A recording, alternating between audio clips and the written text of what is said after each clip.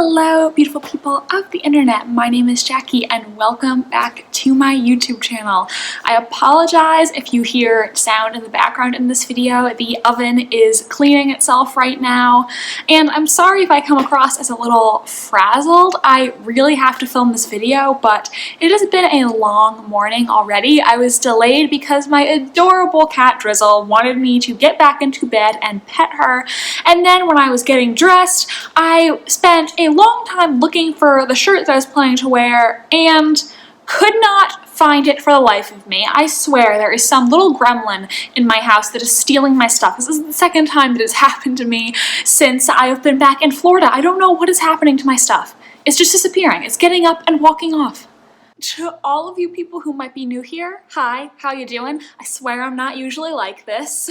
So to finally get to what the point of this video is, in this video I'm going to be talking about my 2019 reading stats. 2019 is over, we're in a brand new decade, and I'm going to talk about what I read last year, how many books, how many pages, how many of each genre I read, what was my favorite, my least favorite, and also we're going to look ahead into the future and talk about what my goals are for this year, 2020, a brand new decade, and that's pretty much it. So, if this intro did not deter you, keep watching.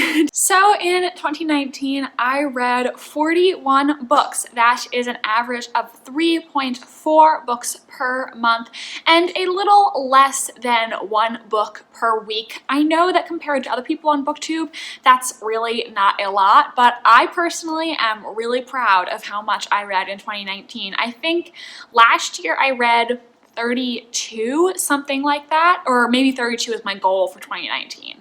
So to read 41 was a huge step up from what I did in 2018.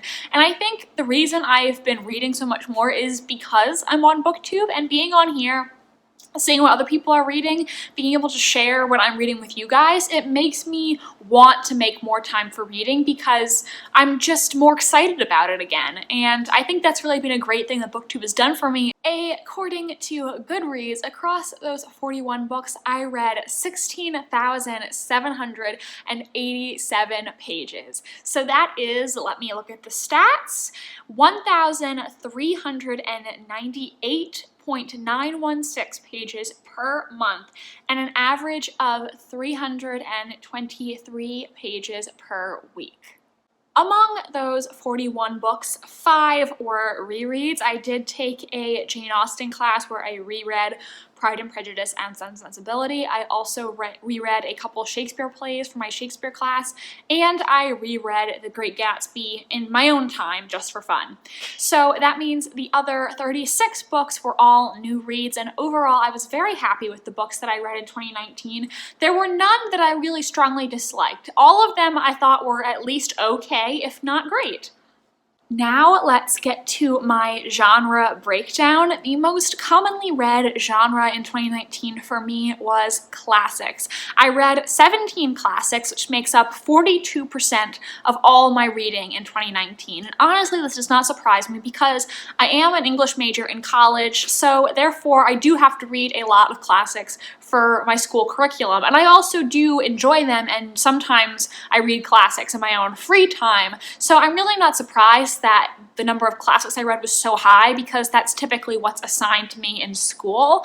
It might be a little different this upcoming semester actually though, because I am taking a class in 20th and 21st century literature instead of something in, you know, Shakespeare, Jane Austen, 18th century, 19th century. So it'll be interesting because I was actually looking at my syllabus when I ordered books, and I'm not sure there's any books for that class that I've heard of, maybe 1 or 2. So it'll be really interesting to see how many classics I read this year compared to last year. My second most read genre, surprise, surprise, was mystery thriller. I'm not surprised by that at all because mystery thrillers are my favorite, and those are ones that I think I definitely gravitate towards when I'm on break and when I want to read something out of an academic context. In 2019, I read 11 mystery thrillers, which accounts for 27% of the books that I read that year.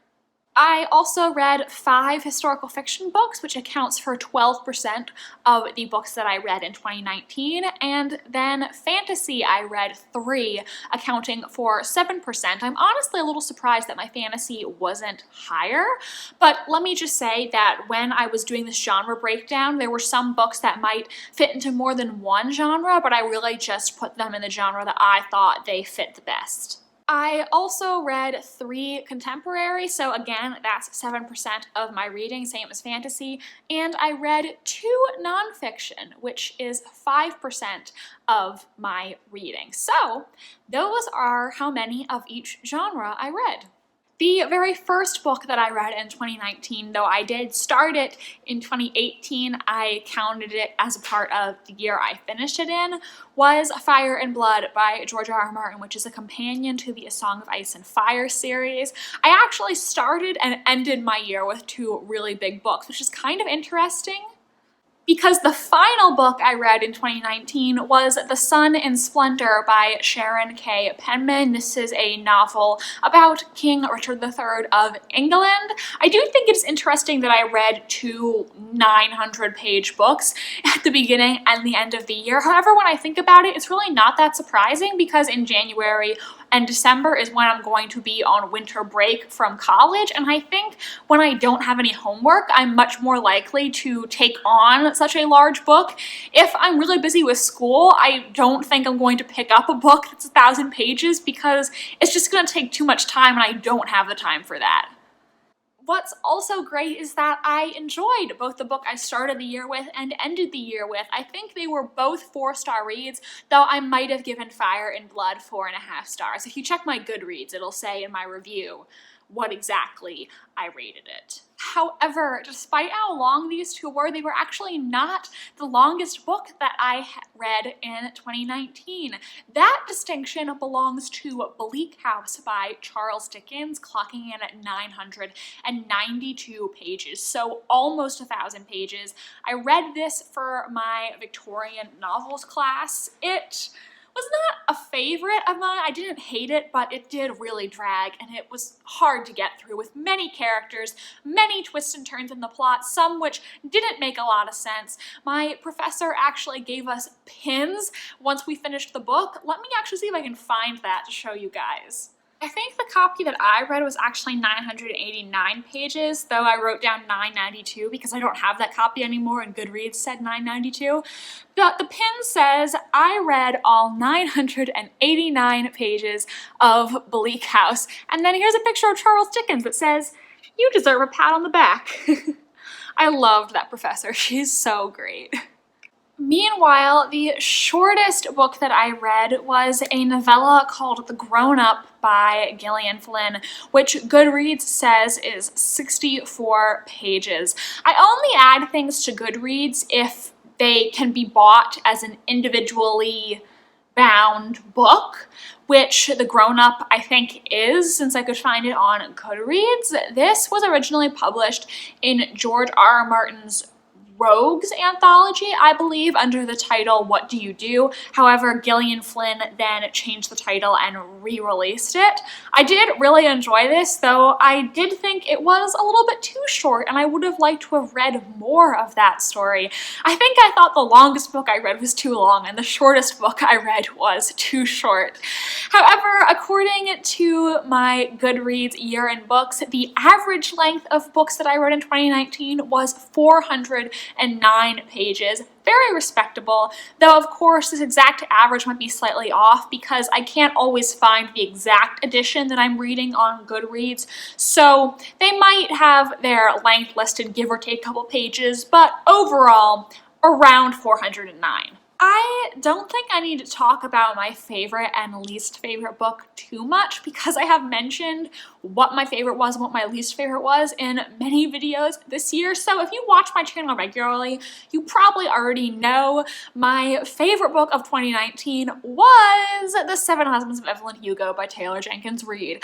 I talk about this book a lot because it was so amazing and so deserving of the hype for me. I know everyone and their mother on BookTube has read this already, so I won't spend too much time talking about it, but if by chance you haven't read this book yet and you have any interest at all, I would definitely recommend it. It was by far the best book I read. I read it back in February, I think, and I haven't been able to stop thinking about it for almost a year now. I might actually reread it. I loved it so much. Meanwhile, the book I enjoyed the least was The Constant Princess by Philippa Gregory, which I gave 1.5 stars, the lowest rating I gave any book this year. This book just didn't do anything for me. I thought the writing was poor, and it was very historically inaccurate. The only reason I finished it was because by the time I realized I wanted to DNF it, I'd already read so many pages out of it that I figured I might as well finish, but it was pretty bad. Overall, there were very few books this year that I actively disliked. This one I did, though. Since I have another Philippa Gregory book, The Lady of the Rivers, I will probably read that at some point, but if I don't like that one either, then I think I will not be checking out any of her books in the future. Overall, though, really great reading year. According to Goodreads, my average rating out of all the books I read in 2019 was 3.9 stars.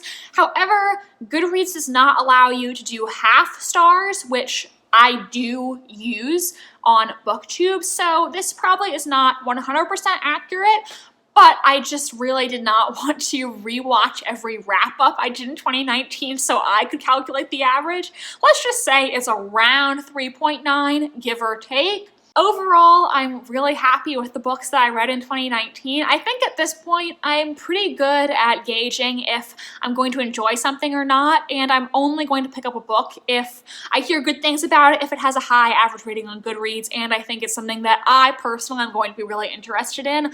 Obviously, there are some misses that I didn't enjoy as much as I thought I would, but overall, there were no books that I actively disliked, save for one, and I think that is an achievement. So now that we talked about 2019, let's talk about 2020. It is crazy to think that it's 2020 right now. It is now a brand new decade. My mom gets really annoyed when people say that because she says, you don't start counting at 0, you start counting at 1, but when people look back on this decade, I say people are going to refer to 2020 as being part of the 20s, so I'm just going to call it a new decade, even if technically it isn't.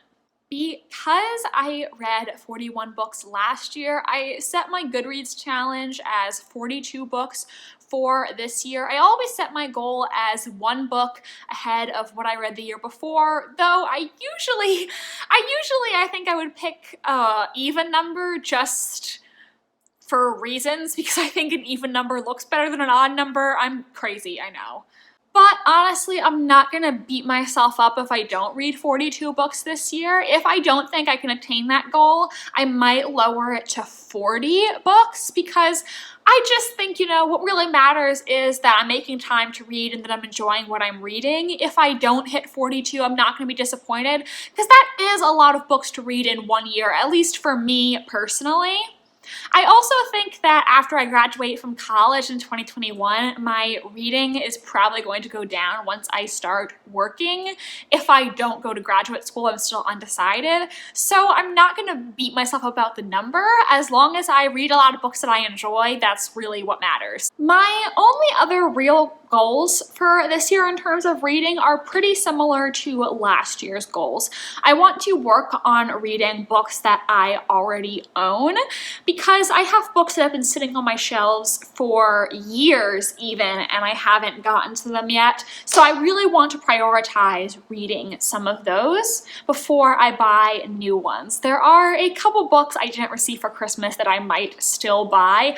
I really want to read Daisy Jones and the Six this year since I loved The Seven Husbands of Evelyn Hugo so much last year. But overall, I'm going to prioritize books that I already own and also books that I get from the library. I am also going to use my Libby app. I never really hear people talk about Libby on BookTube. I think maybe Read with Cindy has mentioned it in her videos. I found this all on my own, independent of BookTube. I don't hear a lot of people here talk about it, but basically you just log in with your library card and then you can get ebooks and audiobooks from your library straight to your device. So I love that, and it's been very convenient for me. And I just want to clarify that when I say I discovered it on my own, I'm not saying I'm the first person on here to ever use Libby. It's just I never heard anyone on here talk about it. I was looking for a free audiobook app that I could use when I wanted to listen to Sadie on audiobook this year. I found Libby, I downloaded it, and I really, really like it. After I downloaded it, I heard a couple people on BookTube talk about it, but still I don't think a lot of people utilize it. I always hear people talk about Audible or Scribd, maybe because they sponsor a lot of people's videos, but if you do not want to pay for audiobooks, Libby is a good way to go. Finally, as you probably know if you are subscribed to me, I am not good at setting TBRs and sticking to them. Obviously, if something is on my school curriculum, then I gotta read it, but I can tell myself, you know, Jackie, in January, you're gonna read this book. But if January comes around and I don't feel like it, I'm not gonna read the book. So there's really not many books that I definitely want to get to in 2019. I almost said 2019. In 2020, that's what year we're in. However, after going to see the new Little Women movie, I definitely think I want to finally read Little Women this year because it's a story that I have loved. When I was younger, I had an abridged version for children that I read so much, the spine of the book fell apart. I loved Jo March, I loved the story, and I haven't gotten to read the full version by Louisa May Alcott yet, so really want to read that. I also think I should probably read The Secret History, considering it was on my 5-star predictions, and I haven't read it yet. Finally, I would like to make progress in the series that I'm in the middle of before I start new ones. I am about to finish Song of Ice and Fire. I am on A Dance with Dragons, the last book. It's a little bit slow going right now. I just haven't been able to get into it. I just don't think I was really in the mood for it. I picked it up in August, read about 100 pages, put it down. Picked it up again in October, read about 100 pages, and put it down. So hopefully some point this year, I will be in the right mood to finish it. I'm also in the middle of the Red Queen series. I started book 2 in that series, just wasn't feeling it, so I DNF'd it. I would like to give it another shot, and if I DNF it again, maybe I'll just count my losses. I also read the first book in the Outlander series, so I would like to pick up book 2 in that series, which I think is Dragonfly and Amber at some point. And of course, I am reading the Harry Potter series for the first time. It's been a while since I last read one of those books, so I would like to read Order of the Phoenix at some point in the next couple months and do a whole vlog following my reading experience for that book. Okay, everyone, that is it for me today. If you enjoyed this video, please give it a like and subscribe to my channel if you want to see more from me. I post new videos every single Wednesday, so stick around if you enjoy my content. My social media links are down below if you want to follow me on Tumblr, Instagram, or be my friend on Goodreads. Thank you so much for watching, guys, and I hope you have a magnificent rest of your day. Bye, and I'll see you in the next video.